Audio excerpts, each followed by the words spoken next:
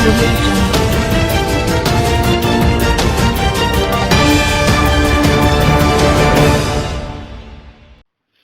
السلام علیکم، آپ دیکھ رہے ہیں کے نیوز چینل۔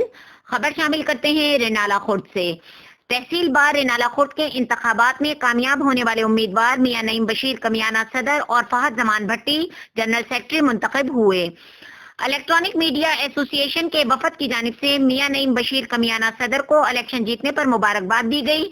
ناظم اعلیٰ جماعت اہل سنت ضلع اوکاڑہ کے حاجی عبدالجبار بھٹی، سیاسی رہنما سردار نواز احمد بھٹی اور چودھری عمران خوشی نے کے نیوز چینل کی جانب سے تحصیل بار رینالہ خورد کے انتخابات میں کامیاب ہونے والے امیدواروں کو مبارکباد دی۔